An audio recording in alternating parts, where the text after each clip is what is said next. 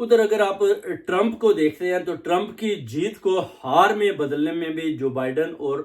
American establishment اپنا بھرپور کردار ادا کر رہی ہے، کیونکہ ٹرمپ نے جو حلف لینا ہے اس میں ابھی 2 منتھ باقی ہیں۔ 2 منتھ سے پہلے ہی آپ دیکھ لیں جو بائیڈن نے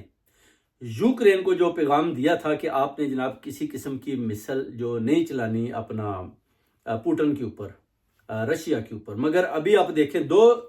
منتھ کی حکومت رہ گئی ہے اور جو بائیڈن آرڈر دیتا ہے کہ جناب آپ مثل چلا سکتے ہیں، وہ ایک مثل چلاتے ہیں جو اپنا ماسکو یعنی سٹی کے اوپر گرتی ہے، اس کے بعد بہت بڑا نقصان ہوتا ہے۔ اب کیا ہوا ہے جناب کہ ایک مثل تو لگا لی جو بائیڈن کے کہنے پر،